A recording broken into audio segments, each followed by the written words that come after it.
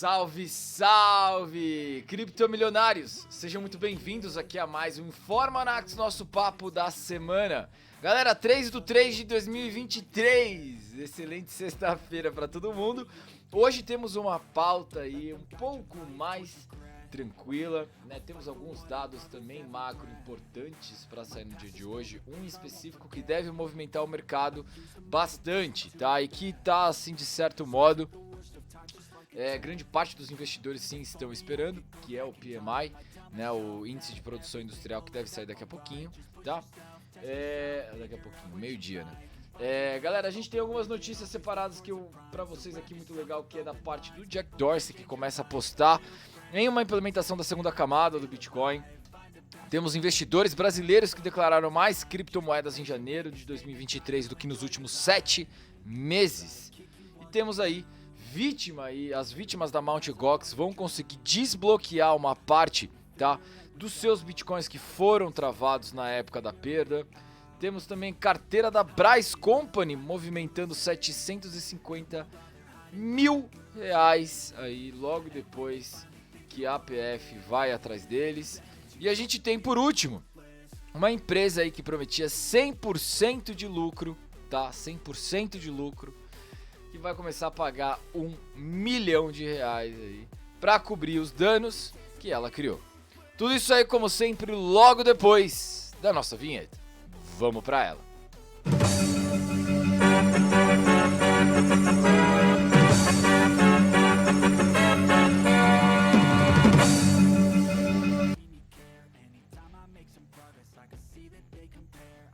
Muito bem, galera. Então sejam muito bem-vindos aqui a mais um Informanax, nosso papo da semana. Para aqueles que não me conhecem, meu nome é Lucas Nakata, sou trader há 5 anos e aqui no canal a gente fala sobre criptoeconomia e mercado. E se você curtir esse conteúdo, considere se inscrever ativando o sininho aqui embaixo e também compartilhando esse vídeo. E aí, galera, como é que vocês estão?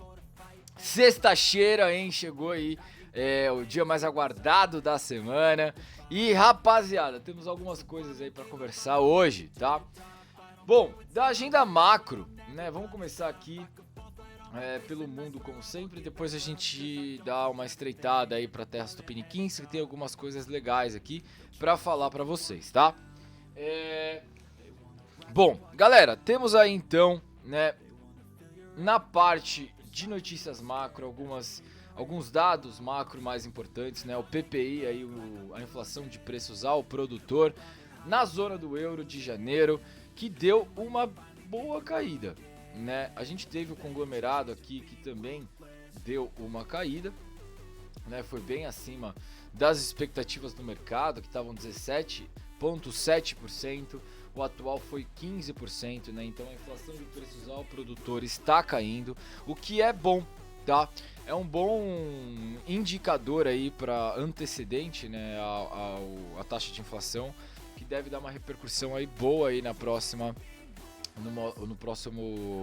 mês no CPI, tá?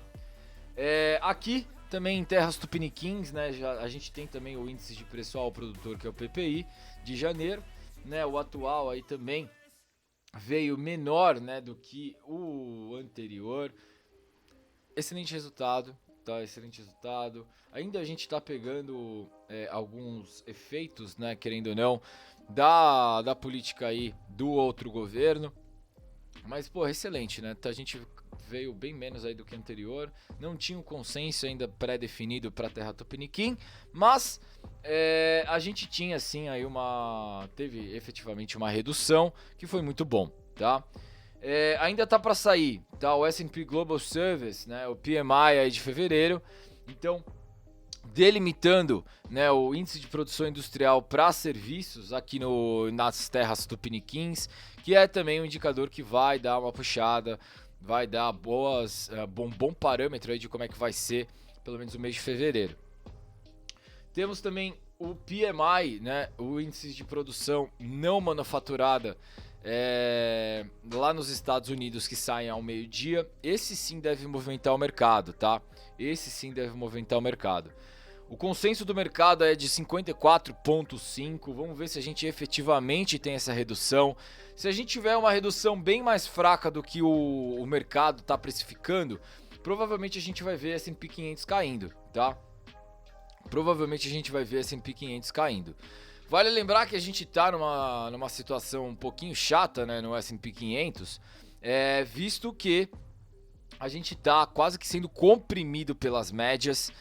Eu vou mostrar isso para vocês aqui no gráfico, tá? Deixa ele só abrir aqui, que ele está abrindo aos pouquinhos.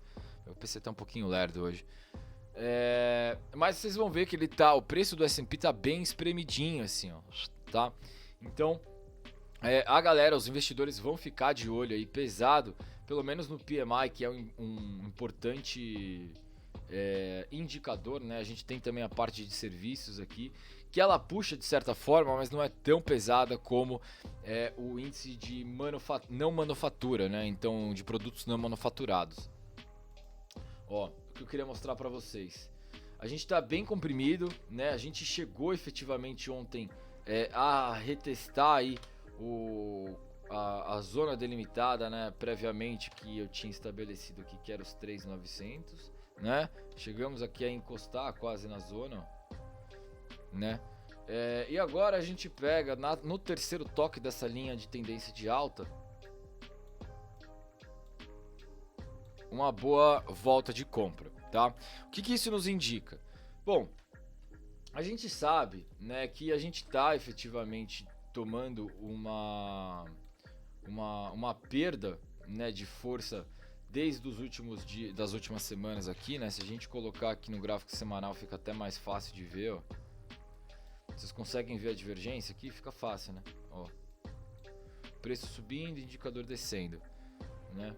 Então a gente começa efetivamente uma perda de força no gráfico semanal. E no gráfico diário, eu acho que eventualmente a gente pode até tentar dar uma corridinha, tá? Uma corridinha aqui para tomar uma negativa aqui em cima e aí sim puxar, tá? Agora, isso aí é achismo, tá?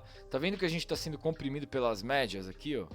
Tem as duas médias em cima do preço do negociado. Então isso aqui deve dar uma segurada no preço, pelo menos aí agora nesse período de tempo, tá?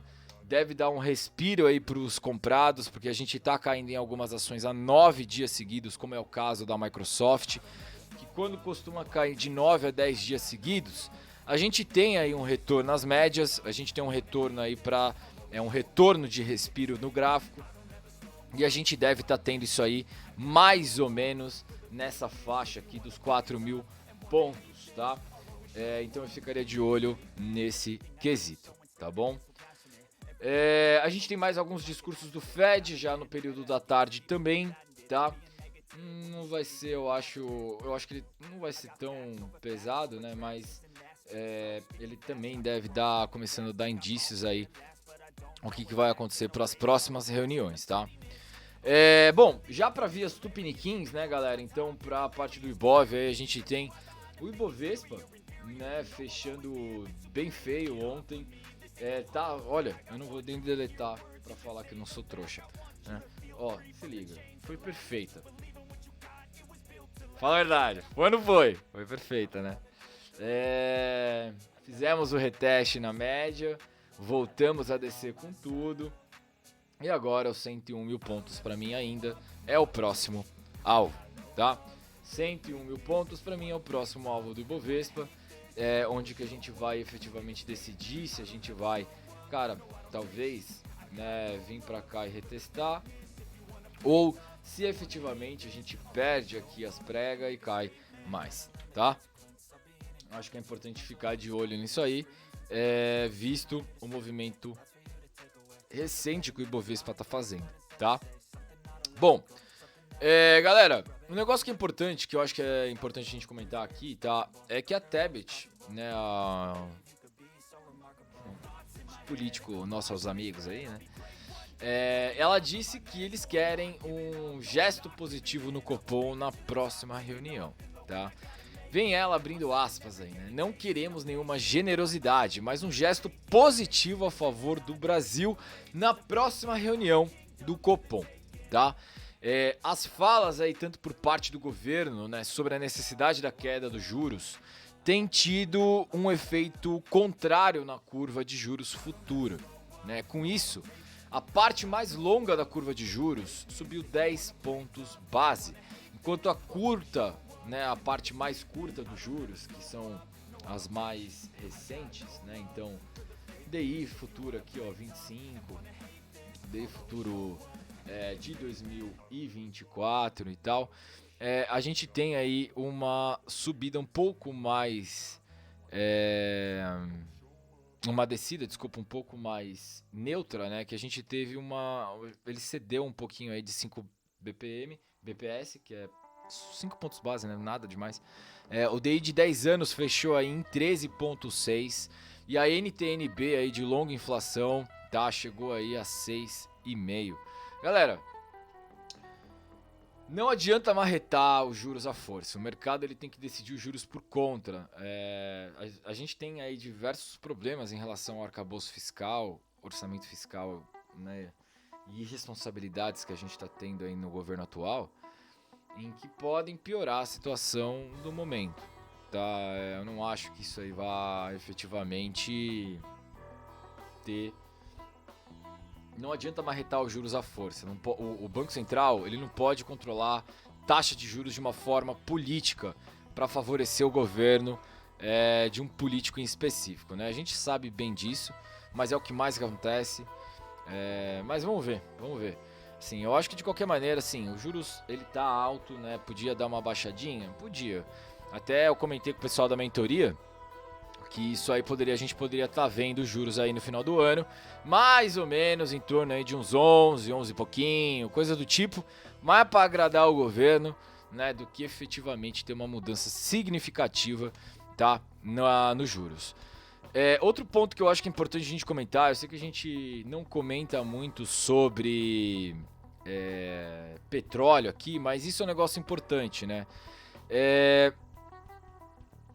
A PPI, galera, foi essencial aí para os importadores, mas não necessariamente para estatais, né? Segundo aí o Infomoney.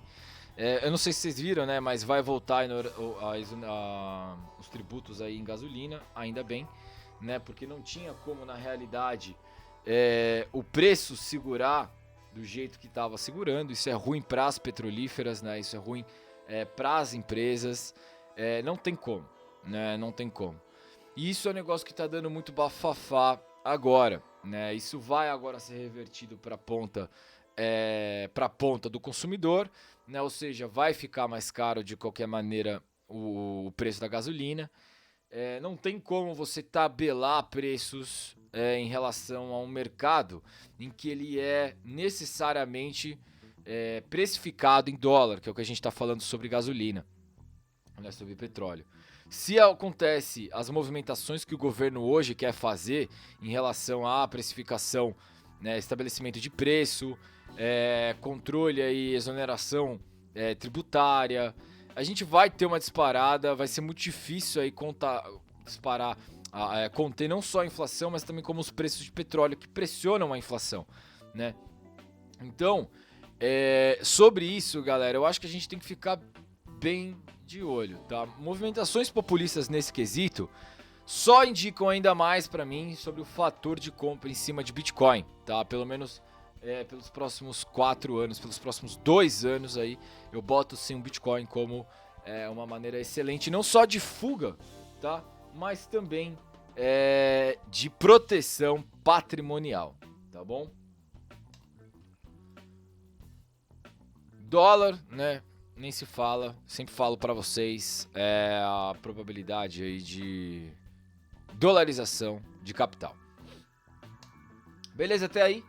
Bom, pra parte de cripto, galera, a gente tem aí a empresa de Jack Dorsey aí apostando pesado no Bitcoin, lançando um serviço de segunda camada, né? A TBD aqui, uma subsidiária da Block, começa a investir aí a parte de trabalho na Lightning Network, que é a segunda camada do Bitcoin, né? E começa aí começa a dar os primeiros passos na segunda camada e começar a fornecer aí efetivamente, né, um portal aí de quase que de estrutura, por assim dizer, né? Encontra aí portais internacionais fornecer infraestrutura usando Bitcoin aí como caixa da Block para tornar a Lightning Network do Bitcoin mais utilizável, mais confiável para desenvolvedores, empresas e consumidores finais, tá? Eles vêm aí a público logo depois que a Blue Sky, né, outra rede social aí que o Jack Dorsey começa a desenvolver, né? A Block quer ampliar o uso da network para mais funcionalidade, né? Para quem usa Lightning Network sabe que o negócio é extremamente fácil de ser utilizado. Tem um vídeo aí no canal em que eu explico sobre a Lightning, como é que funciona, falo um pouquinho sobre carteira, né? A gente tem a Wallet of Satoshi, que é só você dar um QR Code ali, já era. E que é a segunda camada de implementação do Bitcoin, né? Onde que acontece aí grande parte dos desenvolvimentos do Bitcoin. Hoje acontece em segunda camada, inclusive o protocolo Taro, que foi um protocolo que eu já falei para vocês. Escrevi um relatório mês passado sobre o protocolo Taro, né? Então, que envolve aí stablecoins utilizando a segunda camada, né? Então, a segunda camada ela é muito mais escalonável, ela é muito mais propensa a desenvolvimento do que a primeira camada como um todo, onde que na realidade a primeira camada tem que servir exclusivamente para a transação. Você não pode mexer, na minha opinião, né? Você não pode mexer na primeira camada. A segunda camada ela serve para ir para você testar, fazer o que você quiser. Primeira camada não, tá? Primeira camada não. Então aí começa, né, essa parte de desenvolvimento da segunda camada, por meio do Jack Dorsey aí. Que vem lançando esse serviço, essa solução de segunda camada aí, né, para mudar aí, começar a mudar a subsidiária da TBD aí, a trabalhar na Lightning, tá? Isso aqui é muito legal. Eu não testei ainda a Blue Sky, né? Eu vou até clicar aqui, deixar aqui, que eu vou dar uma testada para ver qual que é dessa rede social aí descentralizada do Jack Dorsey. E aí eu venho pra vocês e falo, tá bom? Bom, galera, temos 2023 declarando mais cripto do que nos últimos 7 meses, tá? Teve alta declaração do imposto de renda aí, de compra de criptos em 2023, né? Muito trader foi aí na Receita Federal para declarar essas operações, né? Teve um volume de declarações aí de 14 milhões de reais, né, em declarações de cripto, agora em 2022, e 2023 aí já teve 14.891.000, tá, reais que foram declarados em compras de criptomoeda, tá? Então é a maior base dos últimos 7 meses já declarada. Isso aí também corresponde bastante ao bear market que a gente estava tendo, né? Aparentemente, eu não sou o único que falou para a galera comprar a 20, a 16k. E obviamente que a rapaziada usou isso ao seu favor, né? Quanto às criptomoedas preferidas dos brasileiros aí, segundo as declarações enviadas à Receita, o Bitcoin segue na segunda posição, né? A gente tem aí em janeiro de 2023 12 bilhões de reais em Tether, tá? Que de longe aí, né, stablecoin segue como preferida do país, que é dólar tokenizado, né? A gente sabe disso. E aí a gente tem os outros aí 992 milhões em operação de Bitcoin, né? Após aí seguindo por USDC, né? Ether, BRZ, que deve ser aí a stablecoin do BR, Matic, Solana, Ripple, Boost e Cardano, tá? Então, que a gente tem a correlação da Receita Federal, bem como com o aumento aí de cada moeda, tá? Cara, 12 bilhões de reais em Tether é dolarização em massa, tá? É dolarização em massa, tá? Outro fato interessante, né, foi a classificação de população, né? A gente tem aí um fato envolvendo a mulherada, né, que vem pisando no freio aí nas suas operações com 26%, né, após registrar um recorde percentual de 27% da mulherada no mercado, né? Mas de maneira geral, o sexo feminino segue aí com 17,2% de participação no mercado, tá? A gente teve um recuo de empresas negociando, tá, criptomoedas, que segue acima de 1 milhão aí, em relação a pessoas físicas, né? E vai ter novas regras agora para o imposto de renda para 2023, né? Então significa aí que a galera vai ter que comprar, vai ter que comprovar isso aí pela declaração do imposto de renda desde 2019, né? Que a galera precisa necessariamente declarar todas as operações realizadas com cripto, né? E agora a tendência é cada vez mais isso ficar pesado, né? A parte de regulamentação. Bom, galera, notícia boa, tá? A gente tem as vítimas da Mt. Gox aí talvez recebendo antecipadamente uma parte dos fundos que foram roubados, tá? Então, para quem não sabe, né, a Mt. Gox sofreu um puta hack lá no começo da sua jornada em 2010, 2011, se eu não me engano. E tava aí para bloqueado 142 mil bitcoins que voltam ao mercado em breve, tá? A Mt. Gox era responsável por 70% do volume global do Bitcoin negociado em 2010. Agora, a gente tem aí, tá? Uma volta, né? Então, desses 142 mil bitcoins, tá? Que vão ser disponibilizados aí para pagamentos antecipados, tá? Que vai começar a chegar aos credores aí dia 10 de março, tá? Então a comunidade aí ficou claro que o processo deve começar em breve, né? E que a expectativa é que pelo menos 142 mil bitcoins antigos voltem a circular no mercado, tá? Bom, qual que é o medo aí por trás? Né, se baseia na evolução, né, que em parte vai diminuir a demanda, né, o que poderia levar a uma queda do preço do Bitcoin aí de momento de curto prazo. Cara, pode ter isso? Pode, mas sendo bem honesto, cara, eu não sei, eu duvido que a galera que receba vá vender de início, tá? Tendo em vista aí o crescimento desde 2010, né, que a gente teve agora, eu não sei se o gráfico do Vector tem, não. Mas porra, de 2011, 2012 pra cá, o cara já tá com um lucro grotesco, né? Eventualmente, cara, a gente tá falando aí de o quê? Um lucro de 9.000% do cara, mais ou menos. Eu não sei se o cara vai vender não, viu? Sendo bem honesto. Temos movimentações de golpistas, galera. Tá? Carteira ligada à Bryce Company em move 735 mil reais, mesmo com os donos foragidos na Argentina. Galera, inclusive, tá, sobre esse ponto, o Criptomaníacos vai fazer uma aula super legal. Eles estão tendo... na carta. Eu não sei se sou libertário, não sei se gosto de Bitcoin, mas eu tenho vontade de aprender mais. Bom, galera, Criptomaníacos eu tô ajudando eles a produzir um curso agora sobre Bitcoin, os fundamentos, cara, mais intrínsecos do Bitcoin junto com tecnologia, tá? E uma parte desse curso é sobre golpista, né? E o que eu adoro falar é meter pau em golpista, fogo no golpista, você tá ligado que eu adoro meter pau em golpista, né? E, querendo ou não, eu começo a falar da Bryce Company, né? Então, esses caras aqui são um puta bando de safado, a gente acompanhou todo o rolê deles, né? Operação Halving, acompanhamos lá desde o começo sobre rentabilidade garantida que eles davam de 8%, né?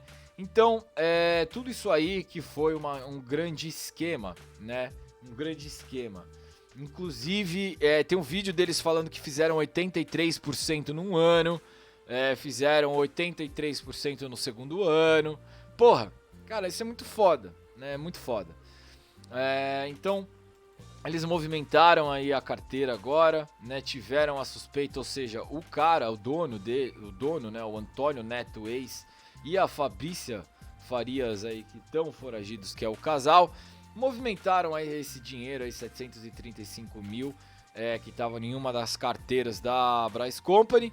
Eles conseguem saber que foi movimentado, mas não conseguem saber na realidade para onde está indo esse dinheiro, tá? Então, saibam que eles estão vivos, tá? E eles estão ainda com o dinheiro da galera. E agora tem que ver aí como é que na realidade vai ser feita essa apreensão, coisa que eu acho pouco provável que aconteça, porque provavelmente deve estar numa hard wallet, tá? Deve estar numa hard wallet, tá? E as movimentações foram feitas aí em stablecoin, tá? Então pareado em dólar.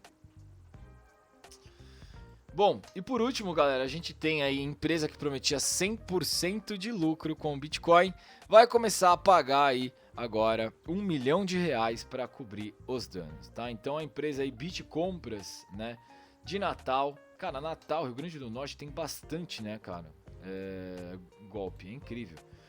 Eles prometeram pagar R$1 milhão aí a vítimas a um suposto esquema que utilizava o nome do Bitcoin, né, um investidor aí que garantia lucro de 100%, cara, puta que me pariu, né?